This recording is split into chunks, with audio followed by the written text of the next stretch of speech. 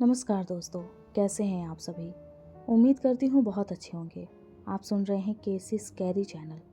दोस्तों, आप सब सुन चुके हैं कहानी गोथी गर्भावती का तीसरा अध्याय। अब चलिए बिना देर किए चलते हैं कहानी के चौथे अध्याय की तरफ। राजा कृष्णदेव राय मधुलिका के प्रेम में इतना पागल हो गया था कि उसे और कुछ सूझ ही नहीं रहा था।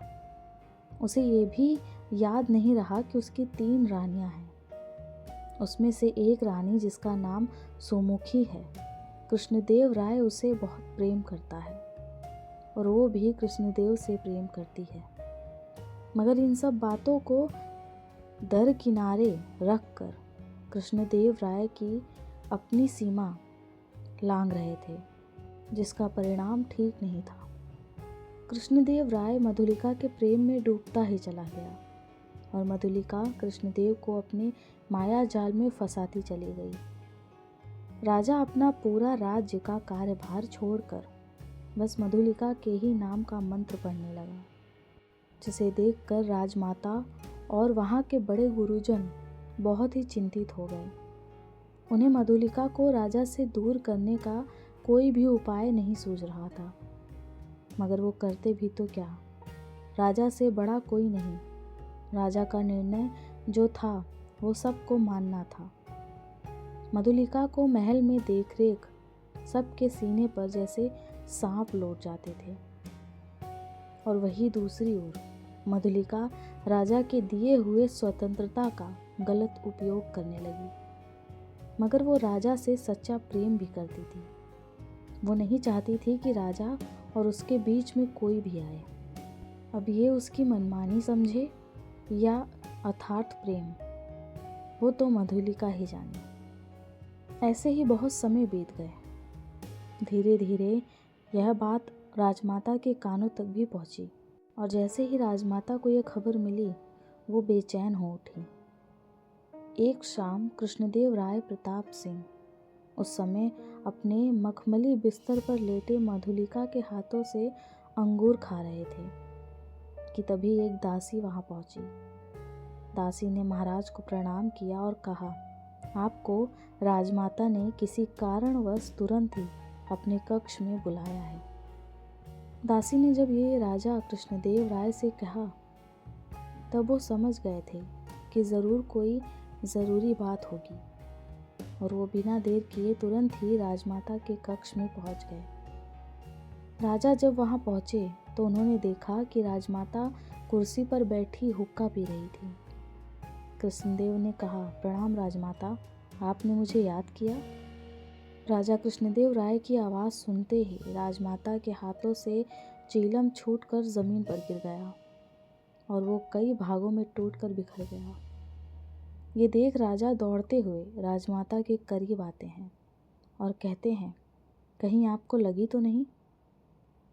राजमाता अपनी आंखों में आंसू लिए कृष्णदेव से कहती हैं, कृष्णदेव, आपको हमारे चीलम टूटने पर हाथों से लगे घाव की इतनी फिक्र है, मगर आपने जो हमारे दिल पर घाव दिया है उसका हम क्या करें।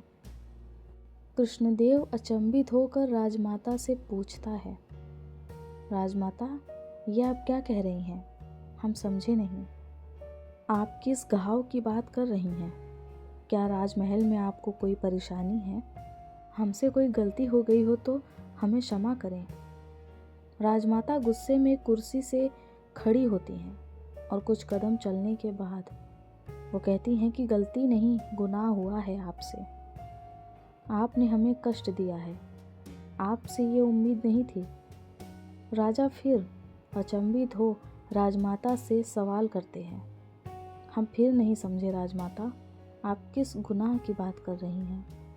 बेहतर यही होगा कि आप हमें सब कुछ साफ साफ बताएं। राजमाता गुस्से में कृष्णदेव के पास जाती हैं और कहती हैं कि कृष्णदेव, हमारी आंखों में आंखें डालकर कहिए कि आपको सचमुच नहीं मालूम कि हम क्या कहना चाहते हैं। क्या आप नहीं जानते कि आजकल जो कुछ भी राजमहल में हो रहा है उसका कारण क्या है? क्या आपकी दृष्टि से कुछ बचा है? कृष्णदेव तुरंत ही राजमाता के इशारे को समझ जाता है और कहता है कि राजमाता, हम जानते हैं कि आप किस बारे में बात कर रही हैं, लेकिन हमें नहीं लगता कि जो हम कर रहे हैं वो कहीं से भी गलत है। हम राजा हैं, हमारा जिससे भी मन लगेगा हम उसी के साथ अपना समय बिताएंगे। और ये कोई पहली बार तो नहीं, हमारे पिताजी ने भी तो कई रानियां रखी थी। राजमाता आंख बबूला हो जाती है और कहती हैं, हाँ, मगर वो कोई नर्तकी या नचनिया नहीं थी। आपके पिताश्री उन्हें जंग में जीत कर लाए थे और पूरे सम्मान के साथ उन्हें महल में रखा। और एक बात, उनके भी जीवन में सिर्फ और सिर्फ हम ही मायने रखते थे। भले ही उनकी कई रानियां रही हों, मगर उनकी पटरानी हम ही थे, जिसे वो ब्याह कर लाए थे, जिस प्रकार आप सुमुखी को ब्याह कर लेकर आए हैं।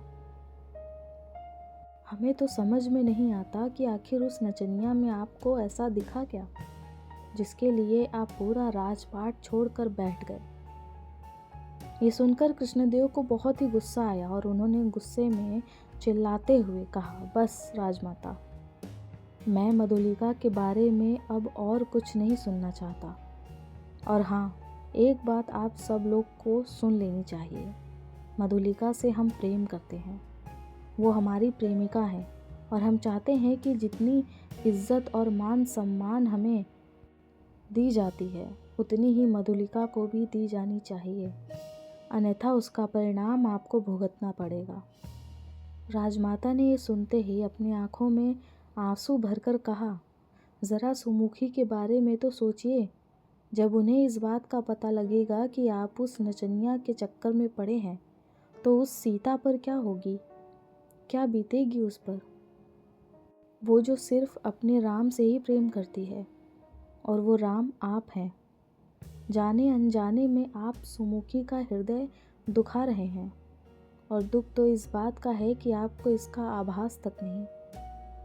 इतना कहकर राजमाता अपने कक्ष से बाहर चली गई और राजा कृष्णदेव वहीं खड़ा खड़ा सोचता रहा।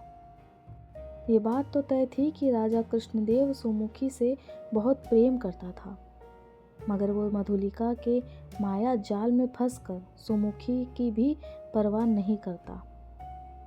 उधर सारी बातों से अनजान तीनों रानियां राजा कृष्णदेव को खुश करने में लगी हुई थी।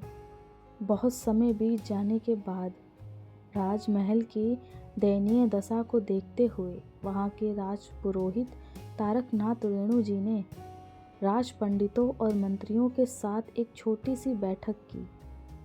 राजपुरोहित जी ने ये पुष्टि की कि इस बैठक के बारे में राजा कृष्णदेव राय को खबर नहीं लगनी चाहिए।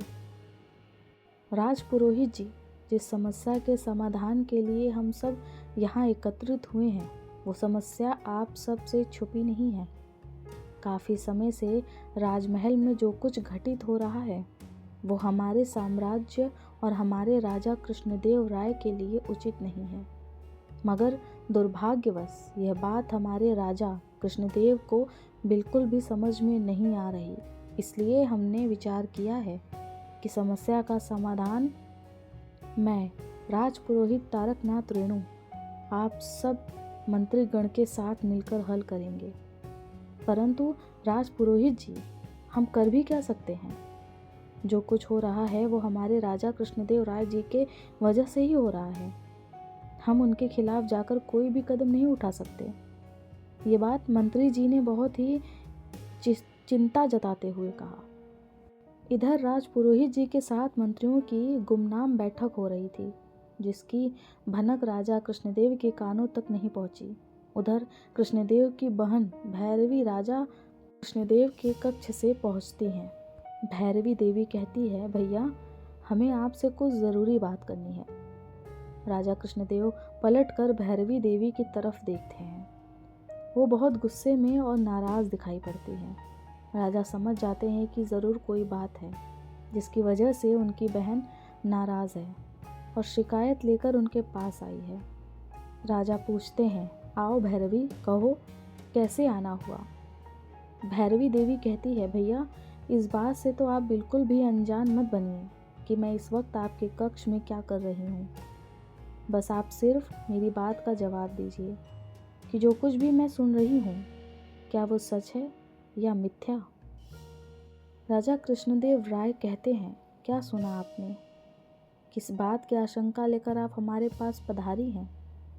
भैरवी देवी फिर नाराज़गी भरे शब्द में कहती है, भैया वो मधुलिका आपकी क्या लगती है जिसके कारण आप सब राजपाट छोड़कर सिर्फ और सिर्फ उसी के गुण गा रहे हैं? क्या मैं जान सकती हूँ कि वो कल की आई नर्तकी हम सब से ऊपर हो गई, हमारी तीनों भाभियों के ऊपर भी? राजा कृष्णदेव समझ जाते हैं कि उनकी बहन भैरवी देवी जो भी उनके प्रेम प्रसंग के बारे में मालूम हो गया है। राजा कृष्णदेव कहते हैं, हमारी समझ में ये नहीं आ रहा कि आप लोगों को मधुलिका से आखिर परेशानी क्या है।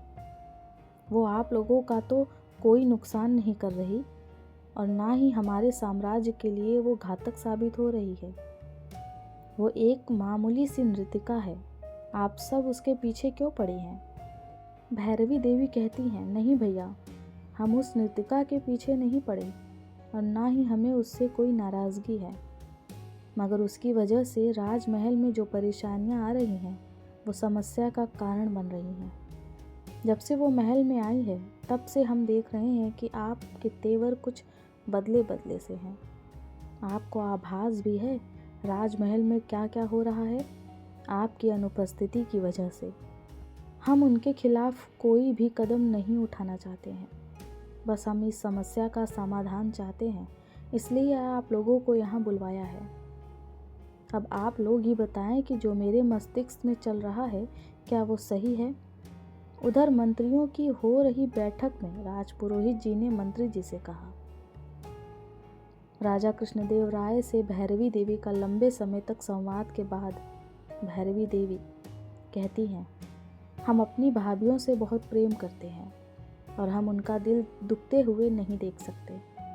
आज तो हमको इस बात की खबर भी नहीं है कि उन्हें वो अपने प्राणों से भी ज़्यादा प्रेम करती हैं।